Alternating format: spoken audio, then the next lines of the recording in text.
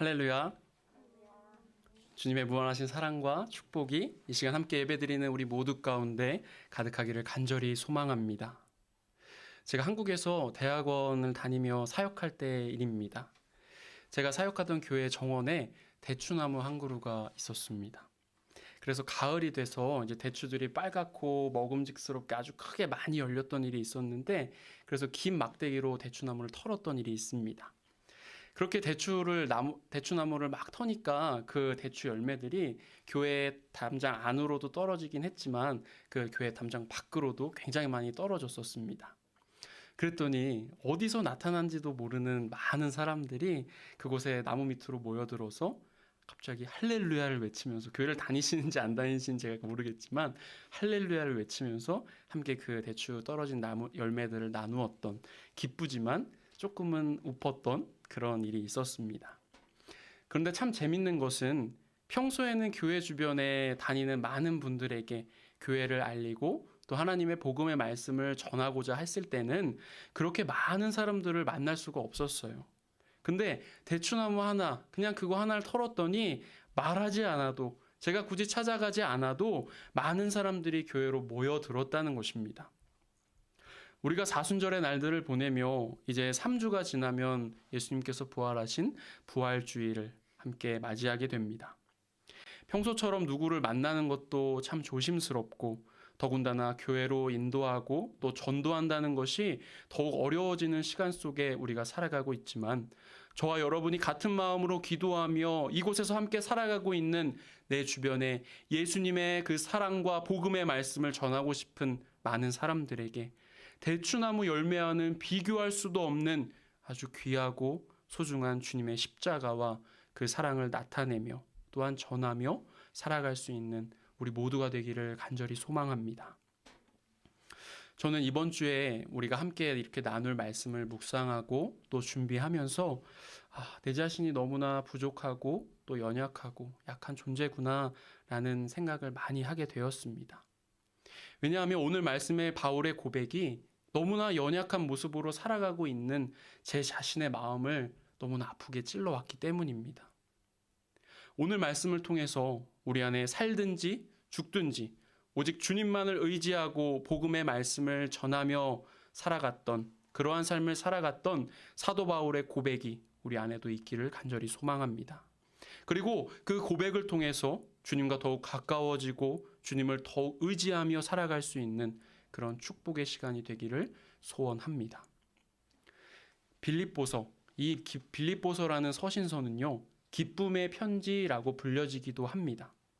왜냐하면 바울이 감옥에 갇혀 있는 상황 가운데 이 빌립보서를 썼는데, 이 빌립보서를 쓴 사도 바울은 감옥에 갇혀 있는 그런 절망적인 상황 가운데서도 결코 절망하거나 낙심하지 않고 하나님 앞에 기쁨과 감사한 마음을 나타내고 있기 때문입니다. 오늘 함께 읽은 본문 말씀 중에 빌립보서 1장 18절 말씀인데요, 같이 한번 읽어보겠습니다. 함께 읽습니다. 그러므로 무엇이냐, 거칠애로 하나 참으로 하나 무슨 방도로 하든지 전파되는 것은 그리스도니 이로써 나는 기뻐하고 또한 기뻐하리라. 아멘. 이 말씀 보면 사도 바울은 무엇으로 하든지 기뻐하고 또한 기뻐할 수 있다라고 고백하고 있습니다. 빌립보서에는 이러한 바울의 기쁨을 나타내는 그런 표현들이 곳곳에 나타나 있습니다. 그렇기 때문에 빌립보서를 일컬어서 기쁨의 편지라고 이야기하는 것입니다. 그렇다면 그가 감옥에 갇혀 있는 상황, 아마도 굉장히 어렵고 열악한 상황 속에서도 무엇 때문에 하나님 앞에 감사한다고 할 수 있었을까요? 그가 우리와는 조금 다른 마음을 가진 사람이어서 그랬을까요? 아니면 하나님을 향한 믿음이 너무나 탁월했기 때문에 그랬을까요? 우리는 성경에 나타나는 수많은 믿음의 조상들 혹은 내 주변에 지금 살아가고 있는 사람들과 나 자신의 신앙을 비교할 때, 그럴 때가 가끔 있을 수도 있는데, 그럴 때면 그 사람은 어떻잖아, 그 사람은 뭐 사도잖아, 집사잖아, 권사잖아, 모자나, 그 사람은 신앙적으로는 나랑은 조금 다른 존재야 라는 한마디 말로 그렇지 못한 나 자신을 정당화시키기도 합니다. 하지만 그러한 말로 나 자신을 정당화시키기에는 좀 비겁하지 않나라는 생각을 해봤습니다. 바울은 우리와 동일한 본성을 가진 인간입니다. 즉 우리와 다를 것 없는 사람이라는 것입니다. 죽음 앞에 섰을 때 그도 분명히 겁이 났을 것이고, 어떤 이유로는 살아가면서 어떤 이유로는 사람을 통해서 자존심이 상하는 그런 경험을 했을 수도 있을 테고, 때로는 누군가에게 섭섭한 그런 감정을 느꼈을 수도 있는 그런 사람이었을 것입니다. 그런데도 바울은 왜 감옥이라는 이 열악한 상황 속에서도 기뻐할 수 있었을까요? 오늘 말씀은 여기에서부터 출발합니다. 바울이 모든 일에 감사할 수 있었던 이유는 하나님께서 자신에게 주시는 일들과 시간들이 주님이 뜻하신, 주님이 자신을 통하여 일하시는 그 시간임을 그는 분명히 알고 있었기 때문입니다. 오늘 말씀을 읽다 보면 바울의 처지가 굉장히 좋지 않다는 것을 우리가 알게 됩니다. 이전까지 이 말씀, 오늘 본문 이전까지는 바울은 장기간 그냥 미결수로 남아서 감옥에 갇혀 있었습니다. 매일 법정에서 자신에 대한 것과 예수님의 복음에 대한 말씀을 변론하고 아는 사람들도 비교적 자유롭게 만날 수 있는 그런 상황을 살고 있었습니다. 그런데 오늘 말씀을 보면 이제는 바울의 상황이 좀 바뀌었습니다. 바울은 지금까지와는 달리 시위대 안으로 이감되었다고 합니다. 여기서 말하는 시위대란 군대를 이야기합니다. 로마 군대 안에 있는 감옥으로 그가 이감되었다는 것입니다. 바울이 시위대 안으로 이감되었다는 이야기는 그의 법적인 판결이 가까워졌다는 것을 의미합니다. 언제라도 그가 사형 판결을 받고 죽을 수도 있는 그런 처지였다는 것입니다. 바울이 죽음 앞에 두렵지 않았을까요? 그도 분명 두려웠을 것입니다. 너무나 두려워서 초조하고 어쩔 줄 몰라 했을 수도 있었을 것입니다. 그리고 그전까지와는 다르게 감옥에 자신이 갇혀있는 이 감옥의 상황도 더욱더 어려워졌을 거예요. 군대 감옥으로 이감되어서 그곳에서 고초를 겪었을 수도 있었을 것입니다. 그리고 거기에 더해서 그에게 들려오는 소문들이 결코 아름답지 못한 소문들이 들렸습니다. 바울이 밖에서 사역할 때 바울과 조금 관계가 틀어져 있던 사람들이 이 바울이 감옥에 간 이 시간을 틈타서 바울을 더 곤란하게 하였고, 열심을 내서 자신들이 알고 있는 복음을 사람들 앞에 증거하기 시작했습니다. 이러한 소식, 좋지 않은 소식을 들었던 바울의 마음이 어땠을까요? 아마 그냥 감옥에 갇혀서 나 아무것도 할 수 없다, 나갈 수도 없고 내가 할 수 있는 게 아무것도 없어 라고 하면서 그렇게 무력하고 절망했을 것입니다. 그런데도 바울은 이 상황 속에서도 감사하다고 고백하고 있는 거예요. 오늘 본문 빌립보서 1장 12절에서 18절까지 말씀인데 제가 한번 빠르게 읽어보겠습니다. 눈으로 따라와 주시면 감사하겠습니다. 형제들아, 내가 당한 일이 도리어 복음 전파에 진전이 된 줄을 너희가 알기를 원하노라.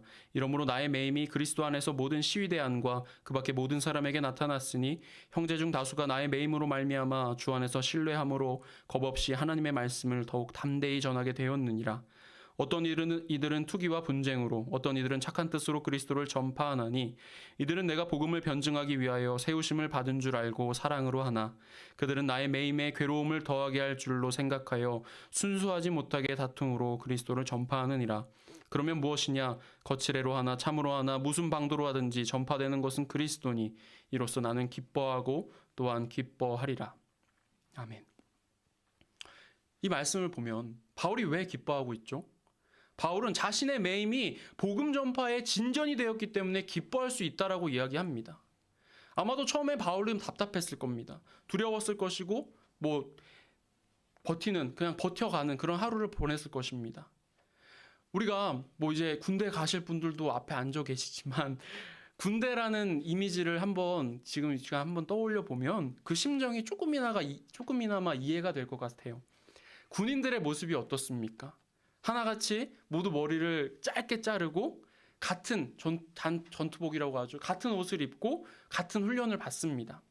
그리고 누구에게나 동일한 군 복무의 시간이 주어집니다. 물론 군 생활을 하면서 자기 개발을 하고 자신의 능력을 발전시키는 시간을 가질 수도 있겠지만 군대 밖 사회에서 살아가는 사람들의 모습을 바라보며 그냥 그 군복무의 시간이 빨리 끝났으면 좋겠다라는 그러한 마음으로 아마 그 시간을 기다릴 것입니다. 저는 그랬습니다. 바울에게도 감옥에 갇혀있는 시간은 이러한 어려움이었을 거라고 생각됩니다. 다른 이들은 밖에서 복음 증거를 열심히 내고 있는데 나는 이 안에서 뭐 하고 있는 걸까? 빌립보 교회, 내가 살아가는 빌립보 교회 성도들의 신앙이 얼마나 성장했을까? 내가 옆에서 그들의 신앙이 잘 자라날 수 있게 도움을 줘야 하는데 이런 중요한 순간에 나는 도대체 왜 가지 못하고 이러고 있는 것일까? 바울에게 이러한 고민이 있었을 겁니다. 그러나 감옥에서 갇혀 있는 동안에 바울은 밖에서는 경험하지 못했던 것을 경험하게 되고 아주 중요한 사실 하나를 깨닫게 됩니다. 지금 자신이 처한 상황, 이 상황들이 복음 전파의 진보를 위해서 하나님께서 자신에게 허락하신 가장 중요하고 좋은 순간이라는 이 사실을 깨닫게 되었다는 것입니다. 13절에서 바울은 모든 시위대 안과 그 밖의 모든 사람들에게 그리스도의 전파가 이루어졌다라고 증거하고 있습니다. 복음 증거를 하지 못하도록 자신의 적대자들이 그를 감옥에 가둬두었는데 그래서 자신마저도 복음 증거에 그 길이 막혔다고 생각하고 지냈었는데 그 안에서 그리스도를 전파함으로 그것을 믿는 이들을 만났다는 것입니다. 바울이 감옥에 갇혀서 자신을 변론하는 동안 아무 죄도 없는 그가 오직 그리스도 때문에 감옥에 갇혔다는 사실을 로마 군인들과 또 감옥에서 일하는 관리들이 알기 시작했습니다. 처음에는 자신을 지키기 위해 자존심과 절망감이 그의 마음을 사로잡았을 수 있었겠지만 이 모든 것들을 내려놓고 보니 이 상황 속에서도 이 일을 통해서도 복음의 기쁜 소식을 증거할 수 있는 다른 사람들을 하나님께서 바울의 그 앞에 준비해 두셨다는 사실을 그가 알게 되었습니다. 만약에 그가 감옥에 갇히지 않았다면 잘 알 수 없었던 그러한 소득이었을 것입니다. 이것뿐만이 아닙니다. 새로운 복음의 일꾼들을 얻게 된 것뿐만 아니라 바울이 걱정하던 많은 형제들이 믿음 안에서 더 굳건해지기 시작했습니다. 지금까지 바울은 자신이 아니면 이들을 돌봐줄 사람이 아무도 없을 것이라 그냥 그렇게 단정짓고 살아왔습니다. 아직까지는 자신의 제자들이 그들에게 복음의 사명을 맡기기에는 좀 부족하다라고 생각했습니다. 물론 바울을 따르는 사람들도 마찬가지였습니다. 그냥 사도 바울, 그 선생님이 계시니까 그냥 우리를 잘 인도해 주겠지, 우리를 이끌어가겠지, 사도 바울께서 복음을 잘 전파하시겠지 라는 생각에 자신들이 감당할 수 있는 일들을 바울에게 계속적으로 떠넘겨 왔습니다. 그런데 바울이 감옥에 갇히고 난 후에 이들은 절망하고 좌절했던 것이 아니라 바울을 위해서 더 기도하고 또 바울을 대신해서 자신들이 할 수 있는 복음을 증거하기 위해서 더 열심을 내기 시작했습니다. 나 아니면 안 되겠지라는 교만한 생각을 버리고 하나님 앞에 자신들을 내어놓는 그 순간 하나님께서는 이들의 믿음을 더욱더 성장시키시고 세상 앞에서 겁없이 하나님의 복음을 증거할 수 있도록 용기를 허락해 주셨습니다. 이렇게 이 모든 일을 목격한 바울이 고백하는 것입니다. 그래서 바울은 자신이 감옥에 갇힌 것은 복음 전파의 진보를 위해서 유익한 일이었노라 고백할 수 있었던 겁니다. 이러한 일들을 겪으면서 바울은 하나님께서 자기에게 허락하신 일들이 어쩌면 손해인 것처럼 보일지라도 사실은 가장 좋은 것으로 준비해 두셨다는 그 사실을 깨닫게 됩니다. 그래서 바울은 이것으로 기뻐할 수 있게 되었던 것입니다. 사랑하는 여러분, 여러분에게도 사도 바울과 같은 이러한 고백이 여러분 안에 있으십니까? 어떤 일이 때로는 내가 손해나는 것 같지만 감당하기 어려운 시련이라고 생각되지만 사실은 하나님께서 준비해 놓으신 가장 좋은 것이라는 그러한 믿음의 확신이 있으십니까? 이러한 믿음의 확신이 우리 안에 있다면 우리도 바울과 마찬가지로 모든 일에 감사하며 살아갈 수 있게 될 것입니다. 단순히 언젠가 지금의 이 내가 겪었던 손해들을, 이 아픔들을 하나님이 채워주시겠지, 이 어려움들이 그냥 잘 지나갈 수 있게 하시겠지 라는 그런 막연한 그런 생각이 아니라 하나님께서 당신의 일을 위하여 나에게 가장 필요한 최상의 순간을 준비해 놓으셨다는 바울의 고백이 우리들의 고백이자 또한 우리들의 실체가 될 수 있기를 소망합니다. 이러한 믿음의 고백은 우리들을 어떤 상황 가운데서도 감사할 수 있게 할 것이고 우리 앞에 펼쳐놓으신 하나님의 계획과 일하심을 경험하며 살아가게 할 것입니다. 바울의 이러한 고백은 그의 신앙에 매우 중요한 깨달음을 던져줍니다. 부분적인 것에 집착해서 본질적인 것을 놓치고 살아가던 바울에게 그 정말 중요한 본질에 대해서 깨닫게 해주었습니다. 15절에서 18절까지의 말씀을 통해서 바울은 참으로 부끄러운 사실을 빌립보 교인들에게 고백하고 있습니다. 복음을 증거하며 오직 그리스도만을 바라보고 사는 사도 바울에게도 불편한 관계에 있는 적대자들이 있었습니다. 게다가 바울은 자신이 감옥에 갇혀 지내는 동안에 자신과는 적대적인 그들이 열심히 복음을 전파하고 또 성공하는 모습을 보고 달갑지 않은 생각을 나 자신이 가졌었다라고 고백하고 있습니다. 바울이 감옥에 갇힌 후로 복음 전파에 열심인 사람 중에는 두 부류의 사람이 있었습니다. 하나는 사도 바울께서 감옥에 갇혔으니 나라도 열심히 복음을 전파해야지 라고 생각하는 사람의 한 부류가 있었고, 다른 한 부류는 바울이 감옥에 갇힌 이 기회를 틈타서 자신의 세력을 불리기 위해 경쟁적으로 그 복음을 전하던 그러한 부류가, 그렇게 두 부류가 있었습니다. 한동안 바울은 이런 사람들을 바라보면서 그들의 사역이 잘 되지 않기를 바랬을지도 모르겠습니다. 또한 그들이 미웠을지도 모르겠습니다. 그러나 감옥에 갇혀 있으면서 바울이 중요한 깨달음을 얻었다고 했죠. 나를 통해서만 복음이 증거될 필요가 있을까? 저들을 통해서도, 나에게 적대적이지만 하나님의 일하심을 통해서 저들을 통해서 전해지는 것도 결국은 내가 전하려고 하는 하나님의 복음이고 그리스도의 사랑일 텐데 라고 하는 깨달음이었습니다. 이전까지는 누가 전하느냐, 나냐 너냐 이게 중요했겠지만 이제는 전해지는 복음, 그 본질이 무엇이냐가 중요하다는 것을 깨달았던 것입니다. 그런 것을 깨달았던 바울이었기에 20절과 21절 말씀에 바울이 이렇게 고백하고 있습니다. 제가 한번 빨리 읽어볼게요. 나의 간절한 기대와 소망을 따라 아무 일에든지 부끄러워하지 아니하고 지금도 전과 같이 온전히 담대하여 살든지 죽든지 내 몸에서 그리스도가 존귀하게 되게 하려 하나니 이는 내게 사는 것이 그리스도니 죽는 것도 유익함이라. 아멘. 내가 죽든지 살든지 온전하게 내 안에서 그리스도만이 존귀하게 되게 하겠다는 아주 담대하고도 아름다운 바울의 신앙 고백입니다. 아까 처음에 이야기할 때 바울도 사람이라고 얘기했죠. 지금 당장이라도 하나님 저 좀 살려주세요. 저 나가고 싶어요. 라고 기도하고 싶었을 것입니다. 그런데 바울은 그렇게 하지 않고 있습니다. 21절에 죽는 것도 유익하다라고 할 때 유익함을 헬라어 성경으로 보면 케로도스, 즉 소득, 이득이라는 뜻을 그 안에 갖고 있습니다. 바로 주님의 사도인 자신의 죽음으로 복음의 문이 열리고 하나님 나라가 확장된다는 그 기쁨이 그 안에 있었기에 바울에게는 죽음마저도 잃는 것이 아니라 얻는 것, 이득, 소득이었던 것입니다. 그렇게 사도 바울은 죽음이라는 두려움을 건널 수 있었고 이 모든 것이 그리스도를 위하여 아름답게 예비된 것이라는 담대한 고백을 할 수 있었던 것입니다. 그가 지금까지 하나님 앞에 한 가지 길을 제시하고 하나님 이렇게 해주세요, 저 이렇게 할게요 라고 하는 그런 강요하는 신앙이었다면 이제는 주님 어느 일이라도 좋습니다.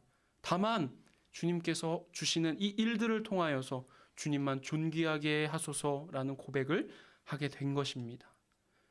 조금 더 이야기를 쉽게 해보자면 이전까지는 바울이 하나님을 부리려고 했던 잘못된 신앙을 가지고 살아왔다라고 한다면 이제는 전적으로 하나님의 부림을 받겠다는 그러한 참된 종의 자세로 그가 돌아오게 되었다는 것입니다. 우리들 신앙의 모습은 어떻습니까? 하나님을 부리려고 하는 신앙의 모습입니까? 아니면 하나님으로부터 부림을 받기 위해 받으려는 그러한 모습의 신앙을 가지고 살아갑니까? 제 아이가 하나 있죠. 제 아이가 이제 태어난 지 한 32개월 정도 됐습니다. 그런데 사실 저희 부부는 이 아이를 갖기까지 마음고생을 좀 했습니다. 제가 저희 부부가 굉장히 갖고 싶었어요. 근데 아이를 달라고 계속 기도하고 준비하고 기도했습니다. 근데 아무런 소식이 계속적으로 없었습니다. 몇 달 동안을 기대하고 실망하고 이것을 반복하다가 혹시 그러면 안 되지만 혹시 나한테 뭐 문제가 있나? 라는 그러한 생각으로 진지하게요. 그래서 병원을 가봐야 되나까지 고민했었습니다. 그리고 제 마음 안에서 급기야는 하나님을 원망하기 시작했습니다. 하지만 하나님께서는 보시다시피 자녀라는 아주 귀한 선물을 저에게 허락해 주셨고 건강하게 잘 살아가게 지켜주고 계십니다. 아이가 생기지 않았던 그때의 제 모습을 한번 가끔씩 떠올려 볼 때가 있는데 그럴 때 보면 너무나 부끄러운 일입니다. 하나님께서 저의 가정을 위해서 모든 것들을 잘 계획해 두셨고 그리고 준비해 놓고 계시는데 그때는 왜 그렇게 하나님을 못 믿고 제 마음속에 하나님에 대한 원망이 있었는지 모르겠습니다. 저는 하나님의 뜻을 구했던 것이 아니라 그냥 제 뜻을, 저의 소망을 하나님께 관철시키려고 했던 것은 아닌가 하는 그런 후회를 했습니다. 하나님의 계획에 따라 살기보다는 하나님을 제 뜻에 따라 부리려고 했습니다. 그래서 저의 뜻대로, 저의 생각대로 되지 않았을 때 그렇게 실망하고 또 하나님을 원망했던 거죠. 지금 돌아보면 굉장히 창피한 신앙인의 모습입니다. 우리는 주님의 때가 중요하다는 사실을 알고는 있습니다. 주님의 때를 기다려야 한다는 사실도 우리는 분명히 알고 있습니다. 그러나 어떤 경우에 우리는 주님의 때를 내 마음대로 조절하려고 합니다. 불평과 또 원망으로 주님의 때를 앞당기려고 하고 있습니다. 그러다가 진정으로 진짜 주님이 선택하셨던 그 때가 우리 앞에 찾아왔을 때 우리는 그 기회를 놓치기 일쑤입니다. 그 이유는 내가 죽든지 살든지 오직 그리스도만 전파된다면 상관없다라는 믿음의 근거한 믿음의 고백이 아니라 내 중심적인 신앙이 주님의 때를 믿지 못하는 연약한 그 믿음이 우리 안에 있기 때문입니다. 혹시 지금이 어렵고 또 힘들고 그렇게 느끼고 살아가고 계십니까? 되는 일이 하나도 없다고 생각이 들고 원망의 마음이 내 입에 가득하게 살아가고 계십니까? 그렇다면 오늘 말씀을 통해서 여러분의 신앙을 한번 되돌아보시길 바랍니다.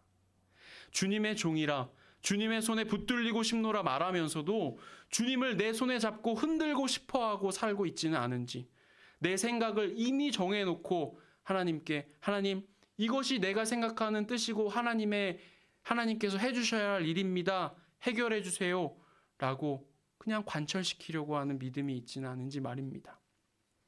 성숙한 믿음이란 어떤 이런 믿음이 아닐까요? 내가 죽든지 살든지 오직 그리스도만 전파되고 존귀하게 된다면 나는 아무 상관이 없습니다 라는 그러한 믿음 말입니다. 우리들의 믿음이 이러한 믿음이 되기를 간절히 소망합니다. 믿음의 본질을 보게 된 바울은요, 이제 새로운 고백을 하게 됩니다. 22절부터 26절까지 말씀인데 제가 한번 빠르게 읽습니다. 그러나 만일 육신으로 사는 이것이 내 일의 열매일진데 무엇을 택해야 하는지 나는 알지 못하노라. 내가 그 둘 사이에 끼었으니 차라리 세상을 떠나서 그리스도와 함께 있는 것이 훨씬 더 좋은 일이라 그렇게 하고 싶으나 내가 육신으로 있는 것이 너희를 위하여 더 유익하리라. 내가 살 것과 너희 믿음의 진보와 기쁨을 위하여 너희 무리와 함께 거할 이것을 확실히 하노니 내가 다시 너희와 같이 있으므로 그리스도 예수 안에서 너희 자랑이 나로 말미암아 풍성하게 하려 함이라.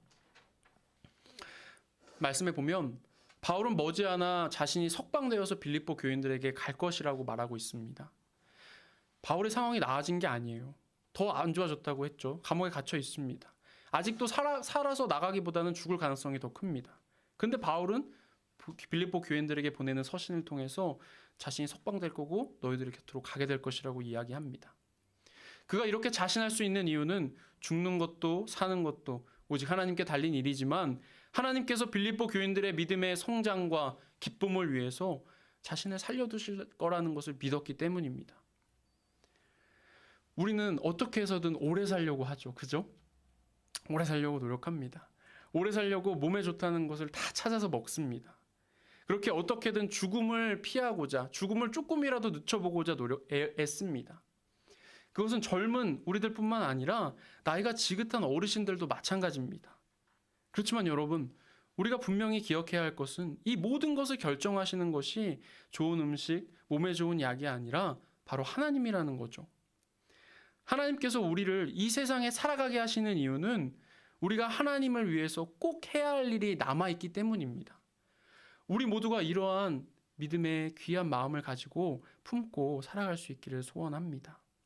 어떻게 해서든 더 살아보려는, 어떻게 해서든 많이 벌고 잘 살고자 하는 그러한 1차원적인 마음을 갖고 그냥 사는 것이 아니라 어떻게 해서든 주님이 우리에게 맡겨주신 그 일이 무엇인지 고민하고 또 발견함으로 주님, 저에게 주님께서 원하시는 그 일을 보여주세요.